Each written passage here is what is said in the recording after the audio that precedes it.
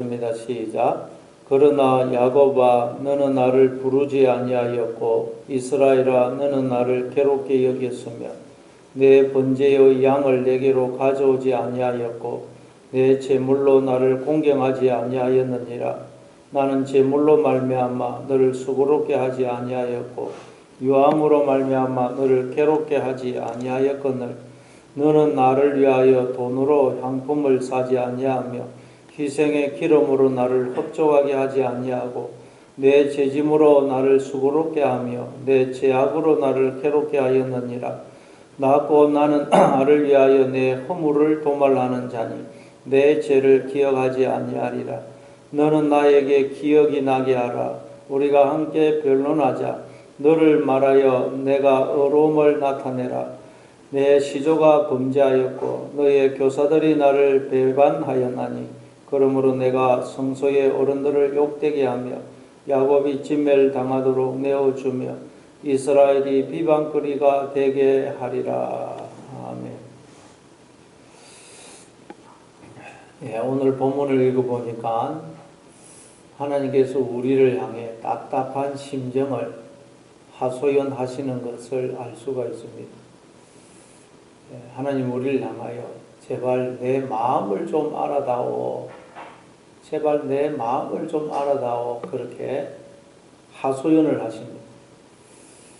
창조주 하나님이 우리한테 참 하소연을 해요. 여러분 대통령이나 왕은 일개 국민한테 국민이 마음에 안 든다고 해서 하소연하고 그러지 않습니다. 그냥 명령을 내리든지 법대로 처분을 하든지 하겠죠. 그런데 창조주 하나님이 우리를 향해서 하소연을 합니다.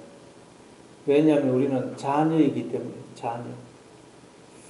부모도 자녀한테 하소연을 하지 않습니까? 때로는 그냥 야단도 치고 얼레고 달래고 하소연을 합니다.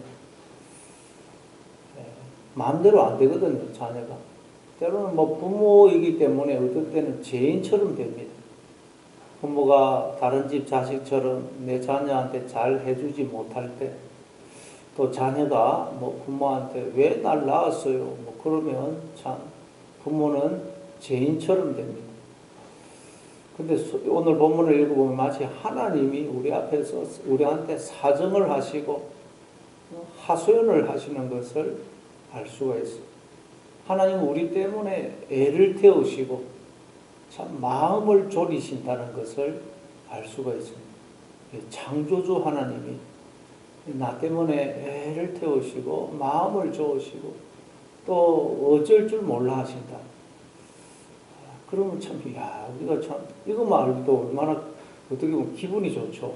안심이 됩니다. 자, 그러면 하나님이 왜 우리 때문에 그렇게 그냥 안타까워하시고 애를 태우시고 제발 좀 내 마음을 알아다오 그러면서 하소연하시는 내용이 뭐냐?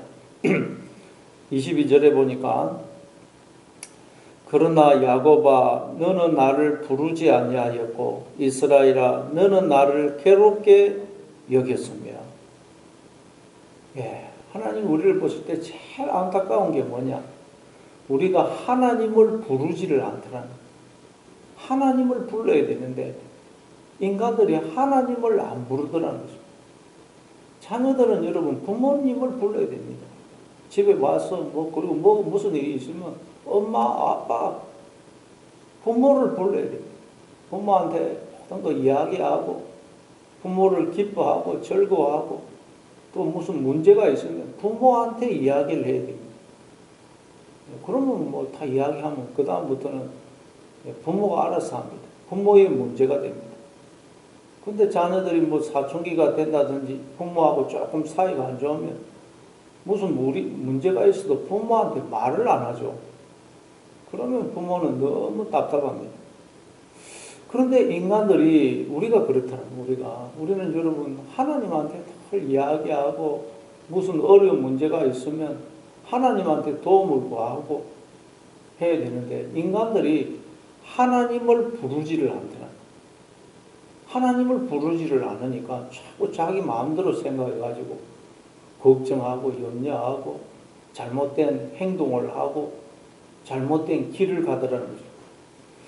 여러분, 하와가 뱀이 와가지고, 야, 하나님이 에덴 동산에 있는 모든 그 열매, 나무 열매 먹지 말라고 하더냐, 살살 유혹할 때, 하와가 하나님께 물어봐야죠. 빨리 하나님께, 정말 하나님, 이 선악과 다 먹으면 뱀이 안 죽는다 그러는데, 정말 안 죽는 거 맞습니까? 하나님께 물으셔야 됩니다. 그렇다면 하나님이 당연 대답을 하셨겠죠. 근데 하와가 하나님께 묻지를 않고 자꾸 뱀하고 이야기하다가 뱀의 유혹에 넘어가서 선악과를 따먹고 범죄하고 에덴 동산에서 쫓겨납니다. 하나님이 보니까 제일 딱딱한 게 하나님을 부르지 않다는 거예요. 성경에 보면 여러분 삼손 얼마나 큰 계력을 가졌습니다. 그런데 그 인생이 비참해지는 이유가 뭡니까? 기도를 안 합니다. 기도. 자기 힘을 믿고 삼손은 기도를 안 해요. 딱 2번 기도했죠. 2번. 애낙고래 뭐 그냥 낙이 득돼가지고 1000명을 죽이고 목이 말라 죽어갈 때 그때 한번 기도하고 마지막으로 눈 뽑히고 이제 맷돌 돌리다가 마지막으로 죽기 전에 한번 기도하고 기도를 안 합니다. 사울하고 다윗하고 차이가 뭡니까? 사울은 보면 기도했다는 내용이 없어요. 자꾸 자기 뜻대로 다 해버리고. 그러나 다윗을 보면 무슨 일만 있으면 하나님께 기도합니다. 묻습니다. 그러니까 다윗은 바르게 인도함을 받죠. 오늘 우리도 마찬가지입니다. 하나님이 제일 우리 보실 때 안타까운 것이 뭐냐? 하나님 앞에 우리가 부르지를 않는 것, 묻지를 않는 것, 도움을 구하지를 않는 것. 그래서 너는 나를 부르지 않았다. 그 예레미야 33장 3절에 보니까 너는 내게 부르짖어라. 내가 내게 응답하겠고 네가 알지 못하는 크고 비밀한 일을 내게 보이리라. 우리가 부르짖으면 다 응답해 주시고 다 우리의 길을 안내해 주신다는 것입니다. 그런데 부르지를 않는다는 거죠. 또 쉬지 말고 기도하라고 그럽니다. 그 말은 하나님은 쉬지 않고 우리가 기도하면 들을 준비를 하고 계시고 쉬지 않고 우리가 기도하기를 기다리고 계신다는 거죠. 하나님은 항상 우리와 교제하고 이야기하고 그래서 우리가 하나님으로 인하여 기뻐하고 즐거워하고 생명의 길을 가기를 원하십니다. 그런데 우리가 부르지를 않는다. 여기에 우리의 모든 문제가 발생한다. 기도하지 않는다. 그래서 하나님이 야곱아 너는 나를 부르지 않는구나.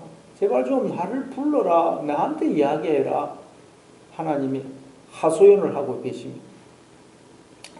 그리고 또 이스라엘아 너는 나를 괴롭게 여겼으며 또 하나님이 볼 때 너무 안타까운 것은 인간들이 하나님을 괴롭게 여기더라. 하나님을 불편하게 여기더라. 우리가 누구 불편한 사람이 있으면 그냥 가까이 가기 싫어하죠. 근데 인간들이 하나님을 불편하게 여기더라. 하나님을 가까이 하기 싫어하고 자꾸 그냥 하나님 없이 살려고 하고 하나님을 어렵게 여기더라. 그래서 하나님이 너무너무 안타까운 것입니다. 하나님같이 좋은 분이 없는데 인간들이 하나님을 오해를 해가지고 하나님을 어렵게 여기고 불편하게 여기고 자꾸 멀리 하려고 그래요. 그래서 하나님이 지금 하소연을 하고 있어요. 왜 나를 괴롭게 여기느냐, 어렵게 여기느냐, 불편하게 여기느냐 그렇게 말씀하고 있습니다. 또 23절에 보니까 내 번제의 양을 내게로 가져오지 아니하였고 내 제물로 나를 공경하지 아니하였느니라. 나는 제물로 말미암아 너를 수고롭게 하지 아니하였고 유황으로 말미암아 너를 괴롭게 하지 아니하였거늘.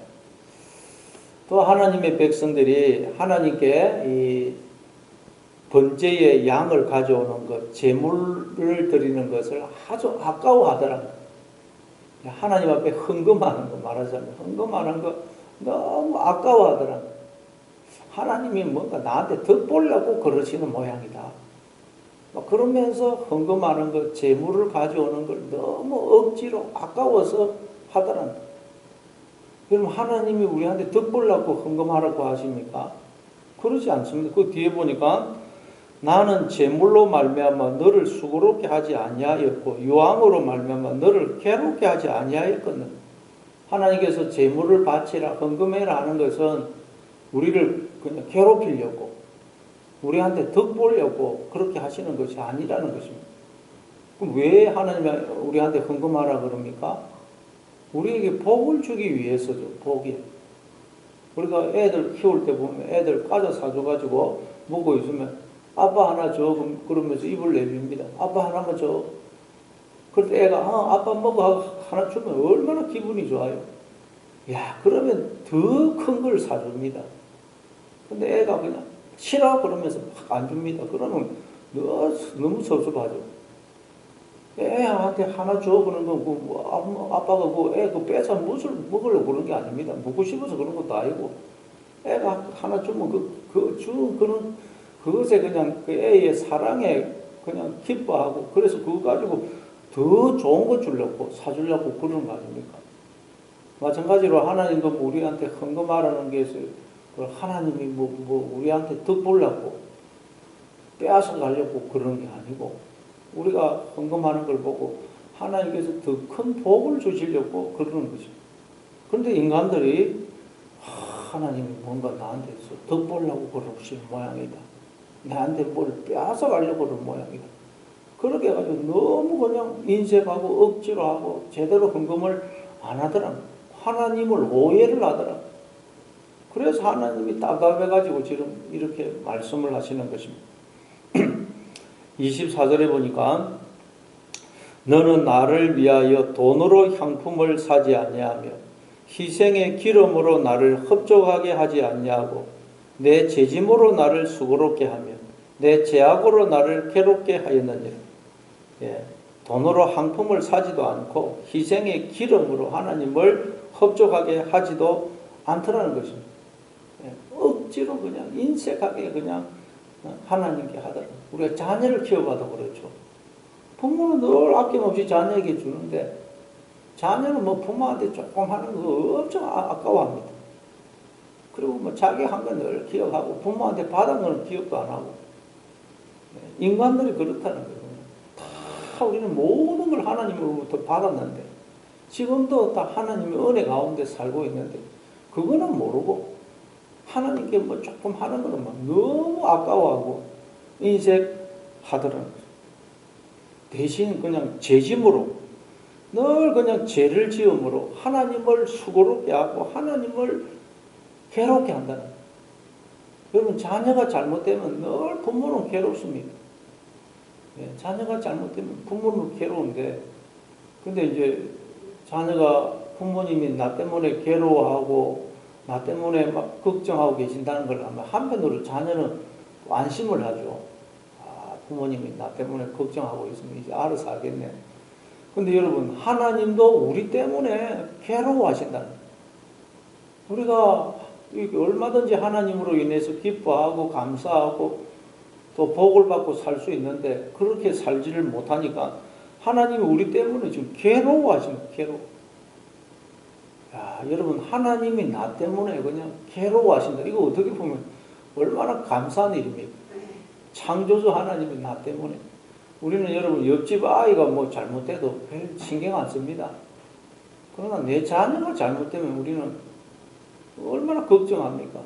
가만히 안 둡니다. 그냥 자녀가 잘못되면 이놈아 너 죽고 나 죽자 그러면서 가만히 안 둡니다. 근데 하나님이 나를 그렇게 생각하신다.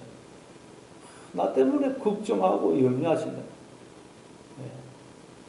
그리고 25절에 보니까 나는 나를 위하여 내 허물을 도말하는 자니 내 죄를 기억하지 아니하리라. 하나님은 하나님 자신을 위하여 우리의 허물을 도말하는 자고 우리의 죄를 기억하지 않으신다 그래요. 어떻게 보면 하나님 좀 이기적이다 이런 생각이 들어요. 하나님 자신 때문에 우리의 허물을 도말하고 우리의 죄를 기억하지 않는다. 그러나 이건 여러분 어떻게 보면 너무 감사한 이야기입니다. 여러분 우리가 부모가 자녀를 왜 사랑합니까? 사랑하는 것이 기쁨이거든요. 기쁨. 자녀를 사랑해서 이렇게 그 사랑해서 자녀가 잘 자라는 것이 너무 기쁘기 때문에 자꾸 자녀를 사랑하지 않습니까? 하나님은 사랑이십니다. 그래서 하나님 우리를 사랑하는 것이 본인의 기쁨입니다. 기쁨. 우리를 사랑해서 우리가 하나님의 사랑을 받고 기뻐하고 감사하고 사는 것이 하나님의 기쁨이라는 기쁨. 그래서 그 하나님은 자신의 그 존재 때문에 우리를 사랑하시고 복을 주시고 우리의 허물을 도말하시고 우리의 죄를 기억하지 않으시는 분이라는 거예요. 그러니까 우리는 하나님의 사랑 때문에 구원받는 것입니다. 하나님의 사랑 때문에 우리는 복을 받는 것입니다. 회복이 되는 것입니다. 그래서 우리는 안심하는 것입니다. 하나님은 절대로 뭐 나쁜 생각을 하신다든지 나를 향해서 그냥 꽁하게 그냥 부모는 여러분 좀 자식 잘못하면 꽁한 마음이 생깁니다. 그러나 하나님은 그런 분이 아니라는 하나님은 사랑 아닙니까? 사랑이신 분. 그래서 우리는 안심이 되는 것입니다. 하나님은 나를 향해서 뭐 나쁜 생각을 가지고 이놈이 이게 안 되겠네 뭐 하면서 꽁한 마음을 품으시거나 그런 것이 없거든요. 늘 사랑이신 하나님. 그래서 하나님은 사랑 때문에 우리를 계속해서 연단하시고 복의 길로 인도하시고 우리를 잘 되도록 이끄시기 때문에 우리는 안심할 수가 있는 안심. 하나님도 우리처럼 막 변덕이 심하면 얼마나 불안하겠습니까 우리가. 그러나 하나님은 그러시지를 않다는 거예요. 그래서 우리는 안심할 수가 있는 거죠. 그래서 하나님이 나는 나를 위하여 네 허물을 도말하는 자고 네 죄를 기억하지 않는다. 그래서 우리는 이 말씀 앞에 안심이 됩니다. 26절에 너는 나에게 기억이 나게 하라. 우리가 함께 변론하자. 너는 말하여 내가 어려움을 나타내라. 한번 하나님 우리한테 내가 잘못되고 네가 옳은지 한번 이야기를 해봐라. 그럼 이야기를. 네가 정말 뭐 내가 잘못되고 네가 옳은지 그럼 네가 한번 말하고 싶은 대로 한번 이야기를 해봐라. 이야기. 하나님 우리한테 이야기하고 싶은 거 있으면 한번 다 이야기해봐라. 그래. 옛날에 우리 아버님들은 참 우리가 말하기 어려웠습니다. 뭐 무슨 말하기가 어려웠어요. 각각 하기 어려웠고 뭐 잘못 말하면 그냥 야단치고 그랬는데 우리 하나님은 우리가 무슨 말을 하든지 다 들으시는 분이다. 그래서 여러분 성경에 보면 뭐 시편에 보면 온갖 말을 다 이야기하지 않습니까? 시편에 보면 모든 마음의 감정을 다 토로합니다. 하나님 저 원수 좀 갚아주세요. 뭐 그런 이야기까지 다 합니다. 하나님은 무슨 말이든지 다 하라는 거거든요. 네 마음속에 억울한 거, 원통한 거, 답답한 거, 한숨 뭐 다 이야기해라. 다 해보라는 거예요. 그래서 그 이사야서 1장 18절에 보면 오라 우리가 서로 변론하자. 이야기 한번 해보자. 변론하자. 너희의 죄가 주홍 같을지라도 눈과 같이 희어질 것이고 진홍같이 붉을지라도 양들같이 되리라. 한번 이야기해보자. 이야기. 하나님 너무 우리 보고 답답해가지고 우리가 하나님을 오해를 하고 있으니까 한번 이야기해봐라. 네가 왜 그러노? 한번 이야기해봐라. 그렇게 말씀하죠. 그리고 27절에 보니까 내 시조가 범죄하였고 너희의 교사들이 나를 배반하였나니 그러므로 내가 성소의 어른들을 욕되게 하며 야곱이 진멸당하도록 내어주며 이스라엘이 비방거리가 되게 하리라. 왜 하나님이 그럼 우리를 이렇게 바벨론의 포로로 끌려오게 하고 우리를 이렇게 고통스럽게 하십니까? 왜 이렇게 하나님의 자녀라고 하면서 우리가 왜 이렇게 고난을 주고 어려움을 주시는 것입니까? 그래서 하나님 너희가 죄를 지었기 때문에 그래서 너희가 내 자녀이기 때문에 내가 너희를 그냥 볼 수가 없어서 지금 너희를 징계하고 연단하는 것이다. 지금 그렇게 말씀합니다. 그렇죠. 우리가 신앙생활을 하다 보면 늘 드는 생각이 예수 안 믿는 사람은 저렇게 어려움도 없이 잘 사는데 예수 믿는 나는 하나님의 자녀라고 하는 나는 왜 이렇게 어려움이 많고 고난이 많은지 늘 불만입니다. 정말 하나님이 너무하시다. 늘 하나님 어떻게 나한테 이럴 수가 있나 그런 생각이 드는데 하나님의 말씀은 네가 내 자녀라서 내가 그냥 너를 둘 수가 없다. 네가 잘 되도록 하기 위해서 내가 너를 연단하는 것이다. 그렇게 말씀합니다. 그래서 우리도 옆집 애가 잘못된 길을 가도 별 신경 안 씁니다.